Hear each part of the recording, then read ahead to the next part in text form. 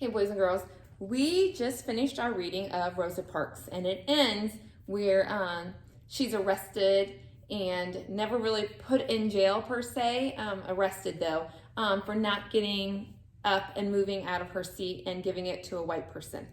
So we've read the last section of our Rosa Parks story, so we're going to discuss a little bit so we have a better understanding of what was read. Today we finished reading Rosa Parks. And we're going to talk about inferencing for reading also. So we're going to focus on two things. We're going to do some comprehension questions about recalling what we read so that we better understand it. And then we're going to work with inferencing. So the first thing I'm going to ask about is,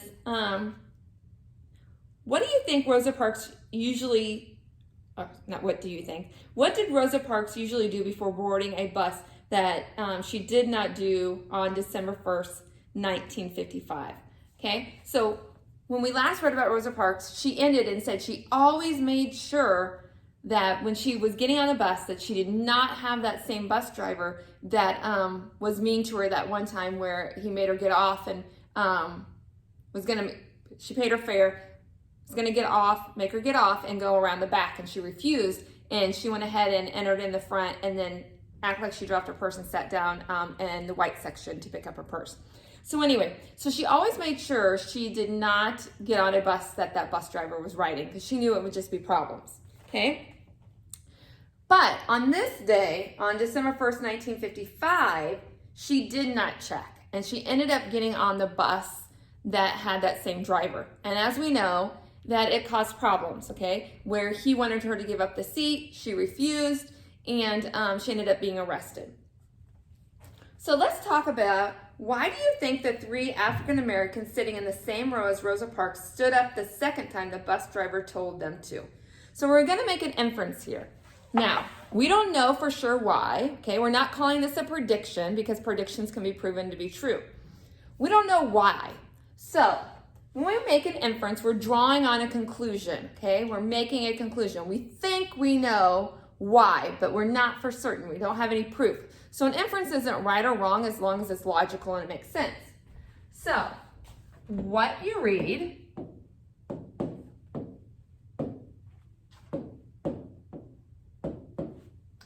plus, that's a plus sign, okay, boys and girls, not a T, a plus.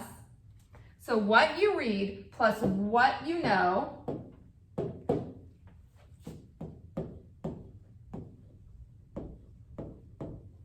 equals what you infer. And that is when you make an inference, okay? An inference is a conclusion. You're drawing on a conclusion. It cannot be proven to be true or false. It's your opinion, okay? And we know opinions can't be proven to be true or false. They're not factual by any means. They're an opinion. It's what you think. So what you read plus what you know, so what you already know from your experiences, equals what you infer, what your opinion is going to be, okay? Your conclusion of what you think, okay? So that's an inference. Now, we're going back to, why do you think the three African Americans sitting in the same rows at Rosa Parks stood up the second time the bus driver told them? We don't know why for sure, but we can assume we know. So the second time the driver told them to stand up, his language was threatening. You all better make it light on yourselves and let me have those seats. Okay, now make it light on yourselves, meaning make it easy for yourself or you're gonna have problems. Okay, so that is a type of figurative language, okay? It is an idiom. Now, it really wasn't gonna make it easier on them. It was just going to make them get up and move, which they're tired, they've worked all day, they just wanna stay sitting, okay?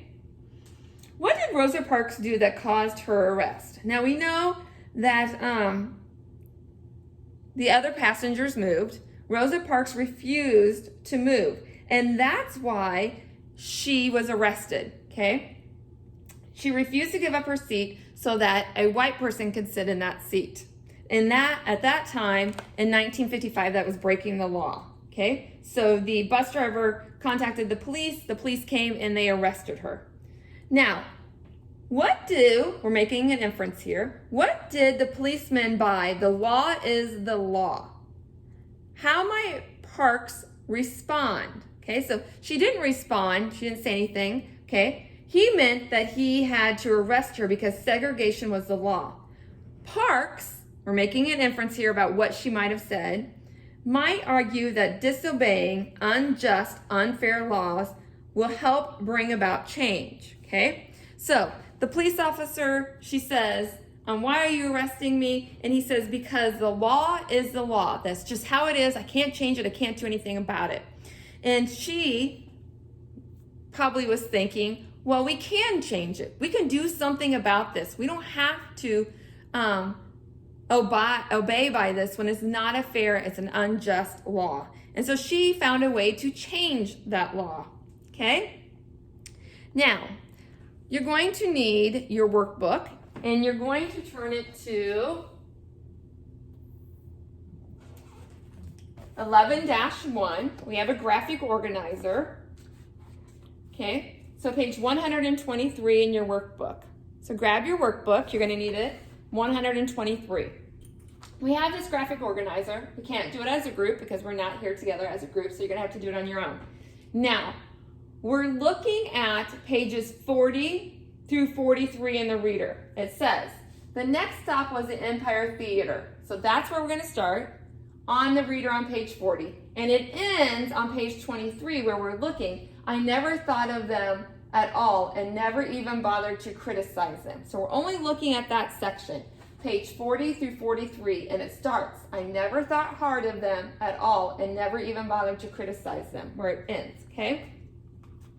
So, we're only working with that section, and we're going to be making inferences, okay? We're drawing a conclusion based on what we read, what we already know, equaling what we infer, okay? So, let's do some examples together before we get going, okay? So, if we look, sorry boys and girls, I'm extreme close up there.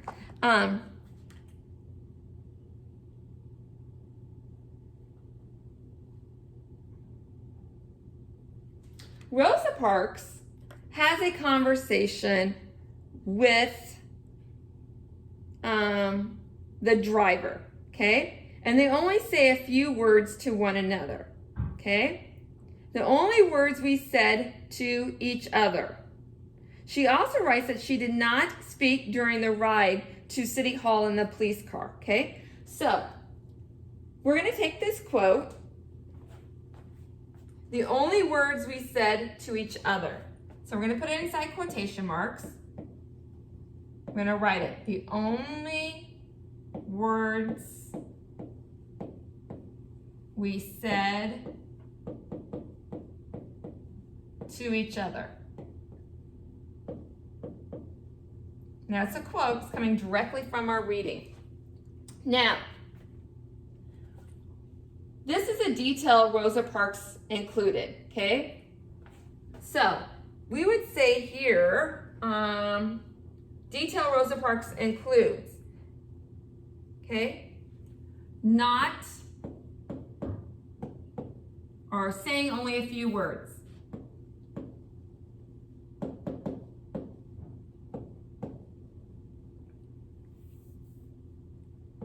Sorry, only a few words to the cop. Okay, so here's a detail. She tells us that she only says a few words to the police officer. We find the quote, the only words we said to each other. Now, we're going to make an inference. Why do we think she included this in her writing? Why does she tell us this in her story? She tells us this to know maybe that she was nervous, okay? She writes that they did not speak, let me see, the only words we said to each other, okay? So why does she not talk to the police officer? Why do we think that, okay? What makes us wonder why? And maybe she was nervous, okay? Let me write that a little bit better. Now, this answer is not right or wrong because it's what I think, okay? As long as it sounds logical. So, Rosa Parks includes the detail of saying only a few words to the police officer. We find the quote for it, the only words we said to each other, and now we infer why Rosa Parks tells us this. She wanted us to know that she was nervous, okay? That she was scared. Now let's look at another one. Remember, you're writing these too, so if you need to pause the video, go right ahead, okay?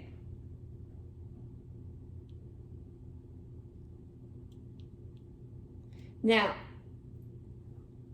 looking off of this, that she also writes she did not speak during the ride to City Hall in the police car.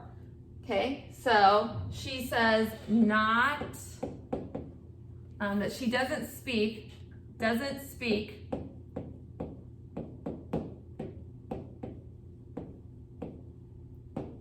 in the police car. Now the quote says, I did not speak during the ride to City Hall in the police car. So we're gonna write that.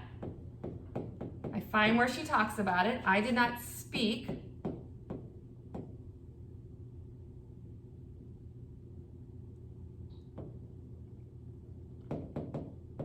during my ride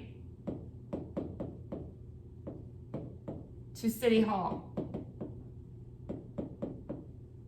Okay, quotation marks, because it comes directly from the reading. So she doesn't speak in the police car, forgot that. And I find the quote where she talks about it. Now I have to infer, draw the conclusion of why didn't she speak in the car, okay, in the police car. And it could be because she was nervous again and afraid to speak because of the fact she was being arrested. Or maybe it was because it shows that she wanted to protest peacefully and not argue with anyone, okay? So she wants to protest peacefully. Okay? So she's protesting peacefully. She doesn't want to argue or yell with anybody. Okay, let's do another one. It says that Rosa Parks didn't check who the bus driver was. So, we're going to say didn't check who the bus driver was. Okay? She includes that detail. Now we find the quote and we write it.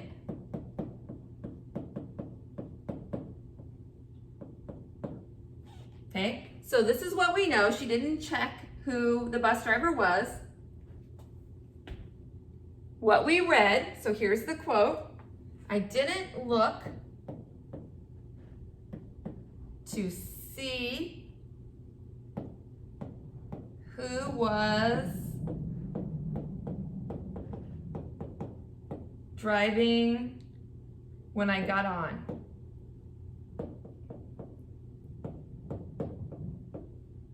Period, quotation marks. Okay, so I have what I know. She didn't check to see who the bus driver was. I find my quote, what I read. Now I'm going to make my inference. Why do I think she includes this in her story? Why does she include this detail in her writing? Okay? This explains why she boarded the bus with the mean bus driver. Okay? So, this tells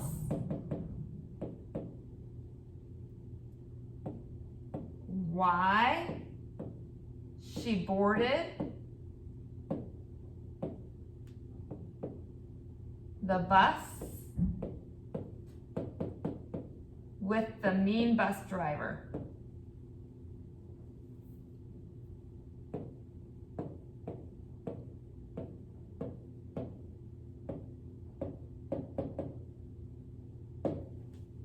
Okay.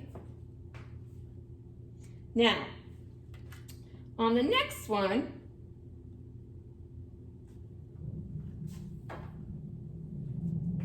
I'm going to give you the detail that Rosa Parks includes.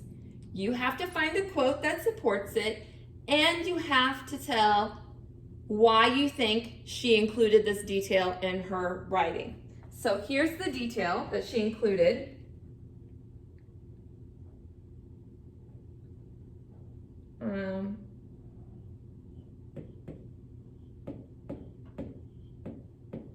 There were other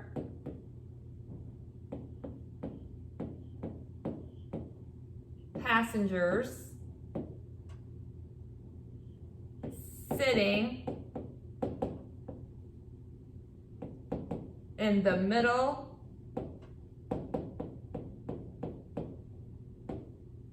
and it's okay if you go into the next one because we're not going to use the rest. There were other passengers sitting in the middle section of the bus. Now, you're going to find the quote that supports that, okay, because this is what we know plus what we read, okay, so we have to find the quote that the book says, the sentence that tells us that, and now we have to decide, why did Rosa Parks tell us that there was other passengers sitting in that middle section of the bus? Okay, so you're going to find the text that tells us that there were other passengers sitting in the middle of the bus, and then you're going to tell me, infer why the detail was included. Why did Rosa Parks give us that information? Okay, so you work on that right now.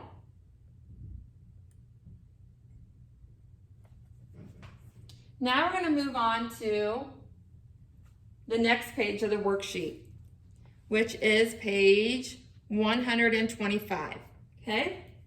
It says, answer the questions that follow. These questions require reading the text very carefully to make inferences about details and language in the text.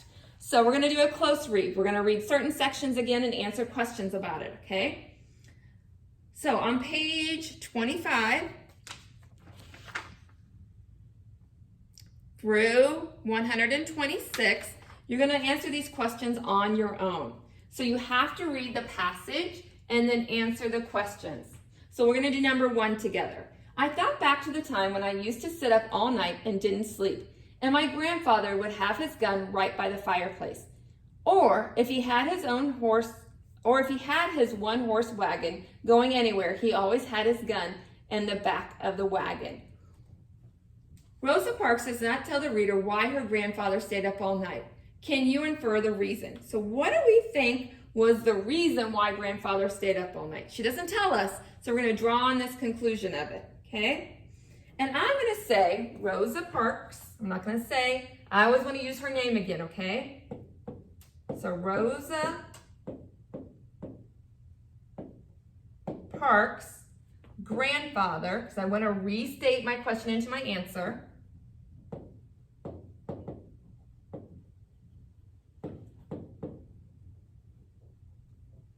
Stayed up all night because, this is where I tell my reason, okay? He was worried for his family's safety. He was worried they were going to get hurt, okay, by white people who were racist. Now, you're going to answer the questions, the rest of the questions on 125 and 126 on your own, okay? So do that right now. Once you have that done, you're going to go to 127. Choose a detail that interests you from the list. Okay, I'm going to give you a list here in just a minute, okay? Or actually, I'm not going to give you a list. I take that back. I want you to find a detail in the reading that interested you, okay? So what I'm going to say is,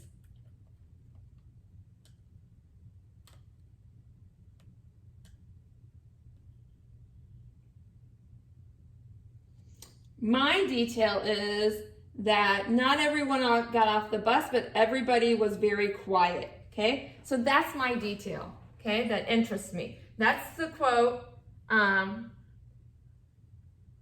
Okay, so not everyone got off the bus. That's what I'm going to say. Not everyone got off the bus.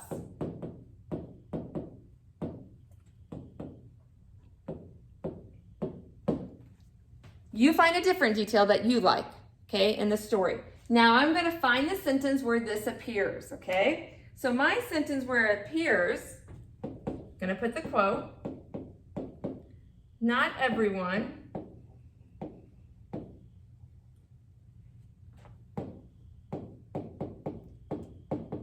got off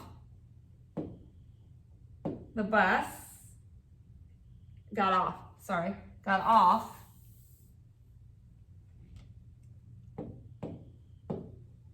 but everybody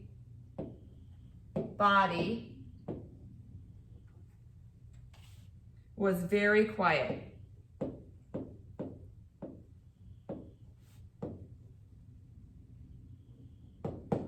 Okay, that's the direct quote. Now, you have to try to infer why Rosa Parks included this detail. Why do you think she included this detail? Why did she tell us that not everyone got off the bus, but everyone was quiet?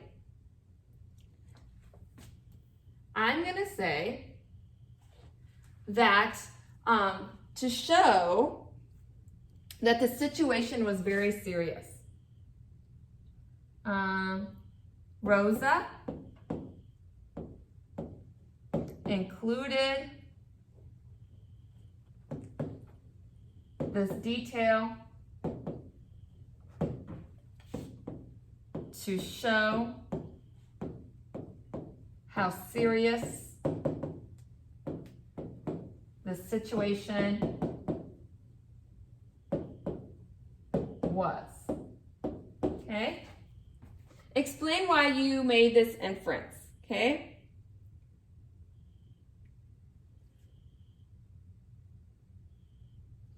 I'm going to say I made this inference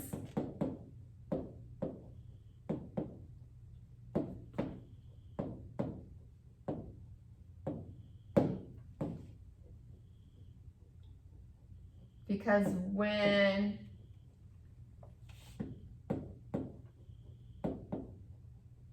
something serious happens, people are quiet. Okay? That's why I made that inference.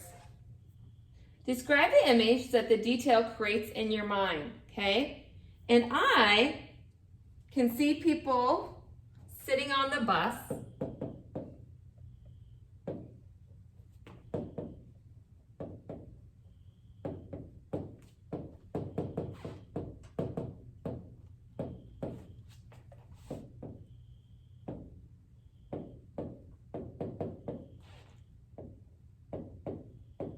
with scared looks on their face. On their faces. Okay, that's why. Okay, so that's inferencing. So today we worked on inferencing. What we read plus what we know equals what we infer. When we infer, we're drawing a conclusion, okay? We're thinking we know what is true, but it can't be proven to be true. It's our opinion, okay? And we did that with why was Rosa Parks including the information in her story?